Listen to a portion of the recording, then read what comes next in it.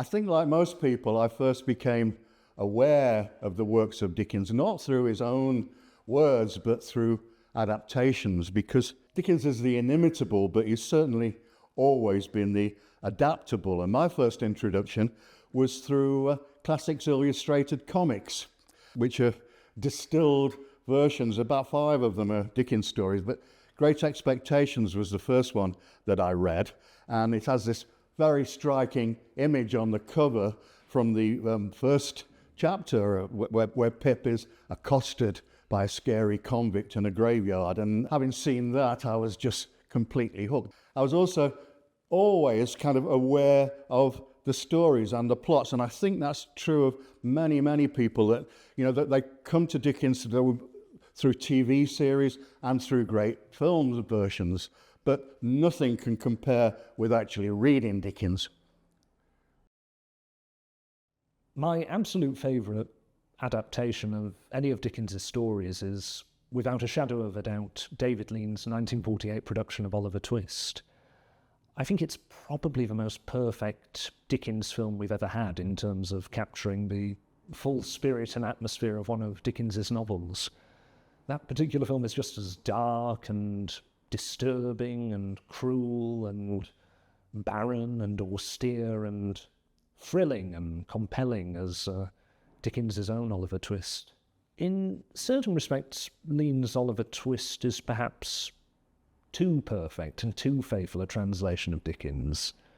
We see this particularly in Alec Guinness's Fagin, which is unfortunately just as monstrous and just as offensive as any of the George Cruikshank illustrations.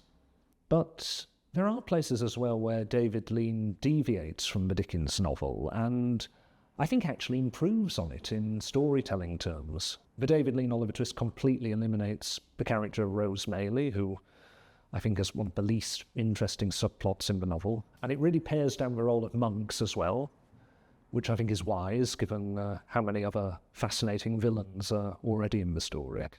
But perhaps most interestingly, it keeps Oliver Twist in peril right until the story's end. There's a slight structural peculiarity in Dickens's novel where Oliver Twist is out of danger and safely ensconced with wealthy relatives at a fairly early point, but David Lean makes sure Oliver Twist is on that rooftop with Bill Sikes right up to the end. That's a very good illustration as well of how an influential adaptation really impacts how we come to perceive a famous story and what we expect of it. Lionel Bart's musical Oliver is not particularly an adaptation of Charles Dickens's novel. It's most definitely an adaptation of David Lean's film. Of the films, I have several favourites. I'm really fond of 4 silent versions that were made in Denmark in the early 1920s by A.W. Sandberg, where there's a great Danish actor called Frederick Jensen who plays Micawber in Copperfield and Mr. Dorrit in Little Dorrit. In the 30s, I love the 2 MGM films, the David Copperfield with Freddie Bartholomew, and particularly the Tale of Two Cities with Ronald Colman. Fantastic sequence in there of the storming of the Bastille that gets very, very close in cinematic terms to the montage of Dickens' own prose style. And then, of course, there's the 2 David Lean films, particularly Oliver Twist with Alec Guinness as Fagin. And I think also I really love Alistair Sim as Scrooge in the 1951 film. But I think that one of my favourite performances of all is bizarrely W.C. Fields as Micawber in the 1935 David Copperfield. It's an inspired piece of casting. I'm told that Fields wanted to do his own juggling act in the film, but the David O. Selznick and George Cukor dissuaded him from doing that. But I think that would have fitted remarkably well. My name is Oliver Mark Charles Dickens, and my connection to him is I am a great-great-great-grandchild. I was very lucky as a child. I wasn't forced into it by my parents, so I waited until I was ready in my kind of teenage years, around about GCSE level, that I read A Tale of Two Cities. And a family joke is I was a little bit slow, because the first line, obviously, It was the best of times, it was the worst of times. So I spent, the majority of the first few chapters thinking it was hard times, and my parents have never let me forget that. But it was then where I really fell in love with the characterization, the language, the sentence structure. And it's very akin to things like Shakespeare, which I was heavily involved in. I love that dramatic sense of prose. My name is Gerald Dickens, and I am a great-great-grandson of Charles Dickens. The first time I really knew that I was part of this amazing family was very early on in childhood, because my father was a great Dickensian fan and scholar. He was always researching new speeches or articles he was going to write, and spent a lot of time at the Charles Dickens Museum doing that research. So our house was full of Dickens reference books, and he was making notes, and we were sat down to watch the latest BBC adaptation of David Copperfield or whatever it was. So it was always there. I was always surrounded by this phenomenon of Dickens. But it didn't mean a great deal to me at that time. It was just something that happened in the family. The first time I really became connected, if you like, to Charles Dickens was through theatre. And theatre had always been my passion from the age of 9. And the family was taken to an adaptation, the Royal Shakespeare adaptation of Nicholas Nickleby in London. And suddenly it made sense, because the production was so theatrical that it really appealed to me. And that connection between me and Charles Dickens was suddenly made. Adapting Dickens's work is a little bit scary, really. I did a stage version of Great Expectations, and I was very pleased to be asked to do that, but I was a little bit frightened because I think it's a masterpiece and I think it's pretty much perfect. It's not a long book in terms of Dickens's canon, but in order to distill that into a 2.5 hour stage experience, there's lots of things that have to go. But the production that we did, I thought was really wonderful. The director was Lucy Bailey, and she came up with this idea for the staging, that the stage would be the hulk that Magwitch has escaped from at the beginning of the story. And so it was on a revolving stage, so you've got the outside of the hulk, but then any internal scenes could be done as the inside. So the prison was always present. Pip's prison taint is with him throughout the whole of the production, and I think that worked really well. But it's terrible, some of the greatest scenes have to go. The decisions you have to make about characters that you can't do, and scenes that you love that you can't dramatize. But nevertheless, one of the things that's so great about it is the characters are so strong, and the original language is so strong that it makes an immediate effect on an audience, even if they know. I mean, I think everybody knows the great twist in the plot of Great Expectations, because they've seen it, and they've either read the book or they've seen many different adaptations. But nevertheless, that doesn't matter. You can come back time and time again in different media, in film, theatre, radio, and those characters, actors love to play those characters quite rightly because they're so rich. After Shakespeare, Dickens, even though his plays were never that successful, but he is a wonderful, wonderful dramatist with the characters that he created.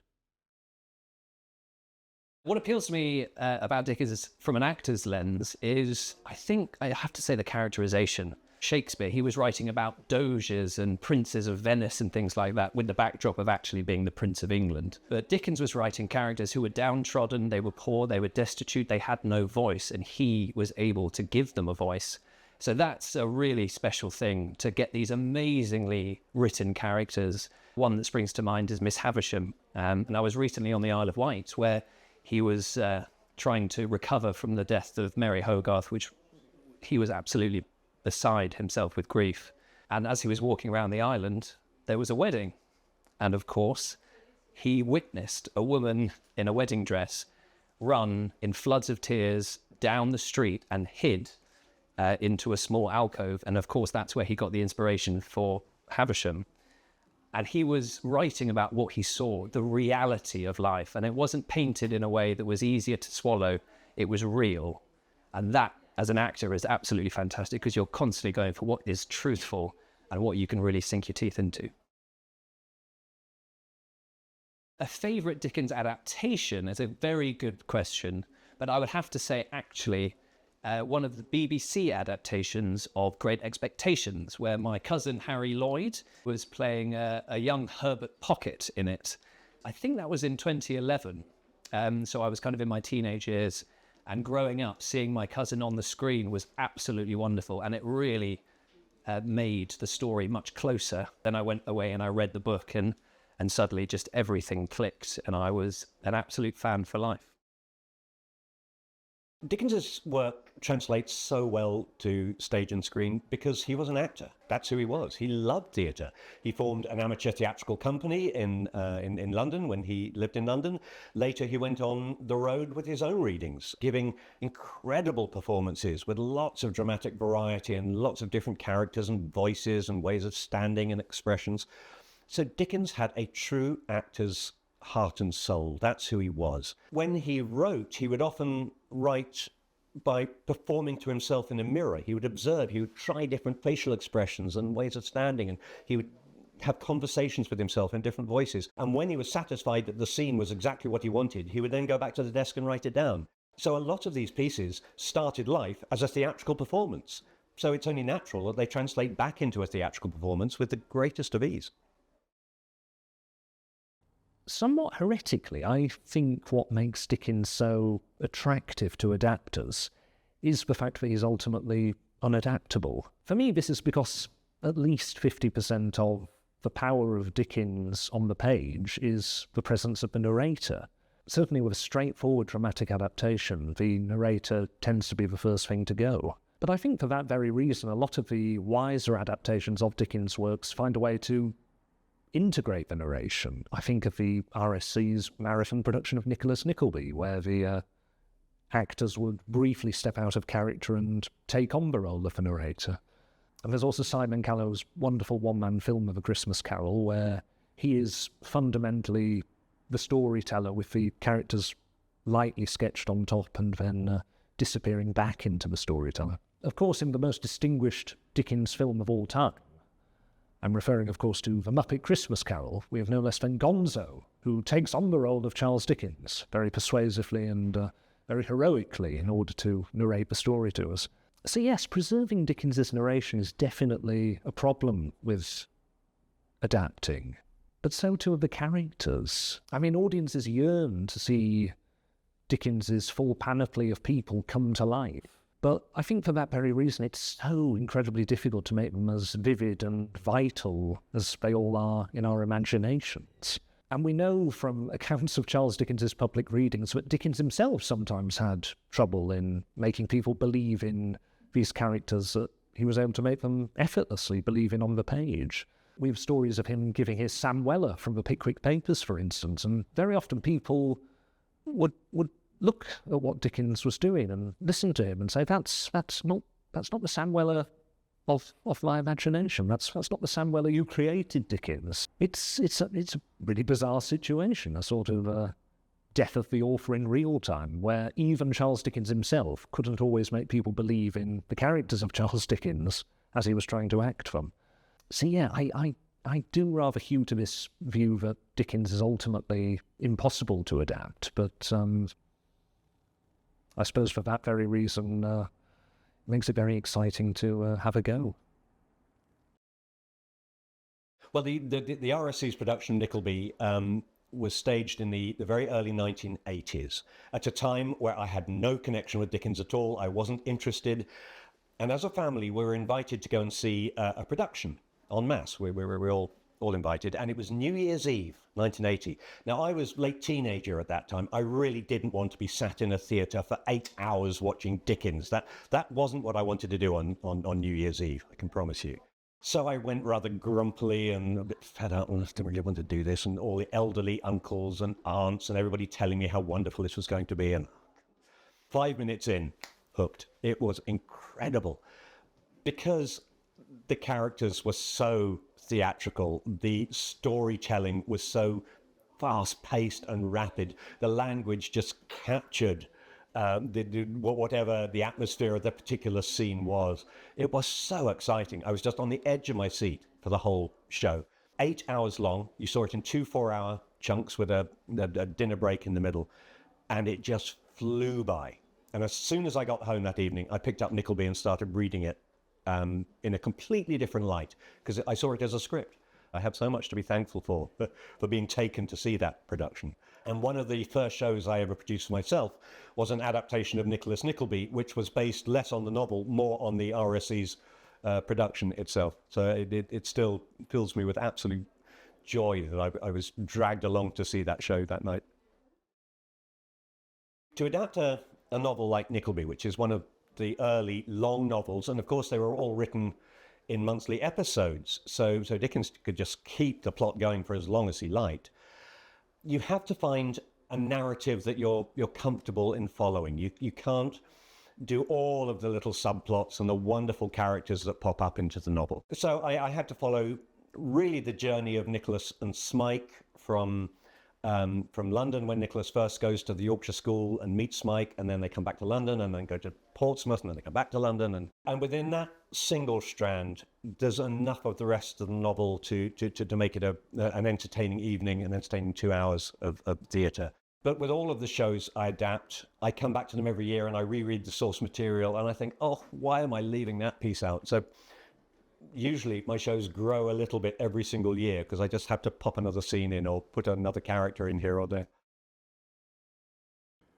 Dickens's works have been adapted right from the very word go. There were stage productions of the Pickwick Papers before he'd even finished it. These early pirated theatrical versions used to cause Dickens great grief, but it's understandable what attracts adapters, readers, and spectators to the works of Dickens, and that's the wonderful characters and the wonderful use of language. But what no adaptation can ever get is Dickens's own unique prose style, the way that he can combine the realistic and the grotesque within a single paragraph.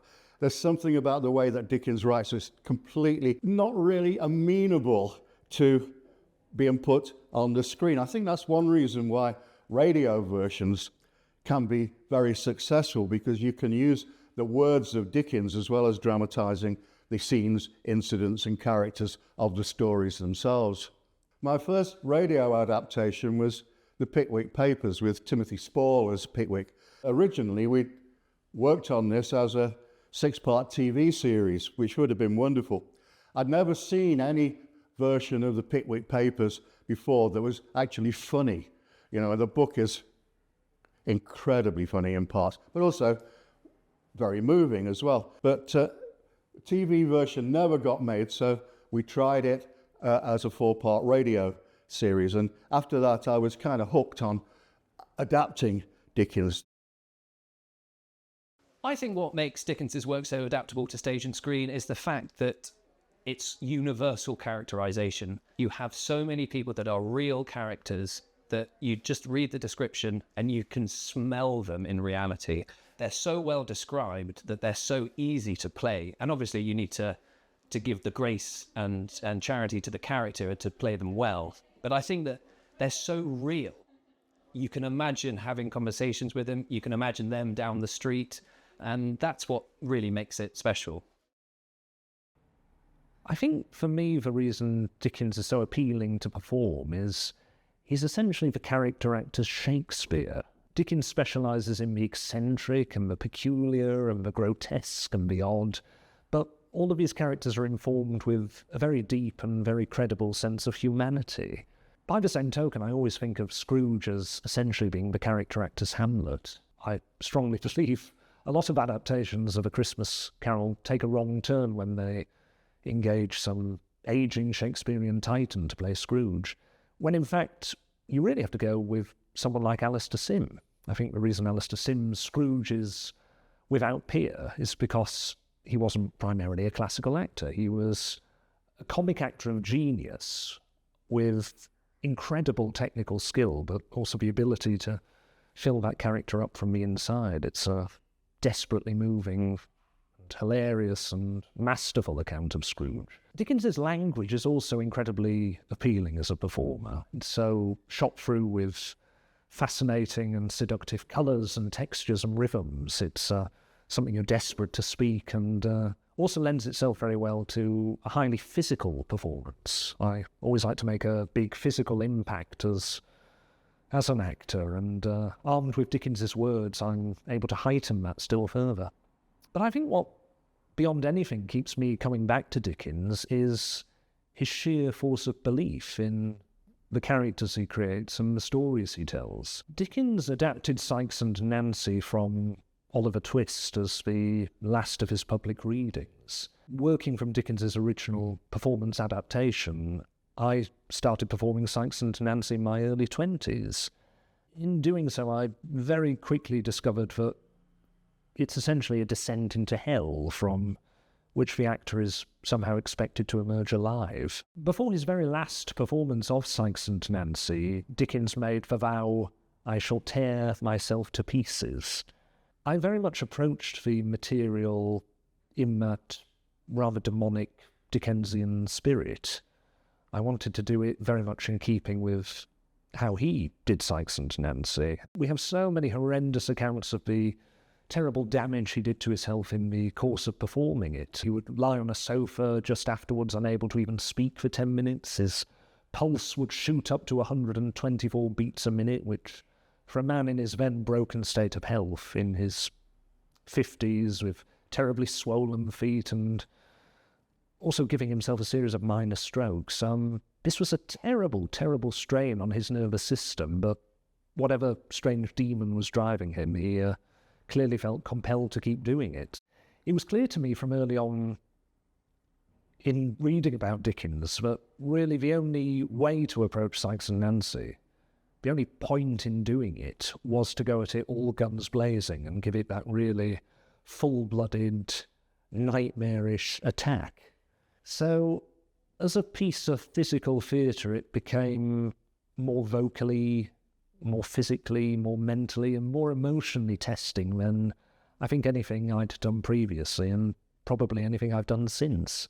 The piece is borderline unperformable, particularly when you reach the dreadful moment of the murder itself, because it's at that point that the actor, in the solo form, is expected to almost simultaneously embody the murderer, Bill Sikes, the murder victim, Nancy, and the narrator, who is appalled at the murder. And the hysteria of each of these three entities sort of bleeds into the next one you then inhabit, and the whole thing is so nightmarishly heightened that it's really, really very difficult to get through. I would always come off stage sopping with sweat and panting, terribly out of breath, worried I might be losing my voice, and also covered in an enormous amount of fake blood. You could literally see my blood and sweat as I came off stage in that production.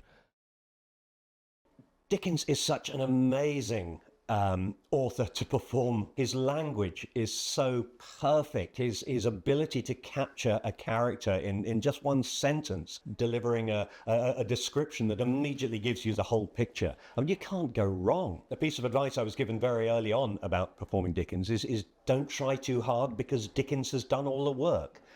And I didn't quite understand what that meant until I stood on stage and started reading the lines. The first description of Ebenezer Scrooge: he's a squeezing, wrenching, grasping, scraping, clutching, covetous old sinner. His heart. By the time you get to the end of the sentence, you've just turned into him. You can't go wrong. As an actor, it's just a goldmine of observation and character and atmosphere and storytelling. It's perfect. When I approached my one-man show of A Christmas Carol, it was very much the way Dickens approached it, because he was constantly looking in the mirror. He was wondering, should I raise that eyebrow? Should I raise that eyebrow? How's my scowl looking? How's my interpretation of a big fat character? And so he was very meticulous about how he wanted the characters to be portrayed. And that's exactly how I've approached it, making sure that I respect every character that he wrote and giving them a voice, and not just making them an archetypal character, but really being truthful to what he wrote. To perform the work of someone who was my great-great-grandfather is extraordinary. and a huge privilege. The strange thing about it is, it's sometimes difficult to think of him as a member of the family because he's Charles Dickens. That's bigger than being my grandfather's grandfather. It's performing the work of a national icon. It's such a privilege to be allowed to stand on a stage and deliver those lines and those stories. And I'm well aware that an audience will come to the show because they're fascinated by the family connection. But then once they're there, the storytelling takes over. Dickens himself takes over. And it doesn't matter if I'm a member of the family or not. They are just wrapped up in all these wonderful stories and characters. And that is just a real privilege.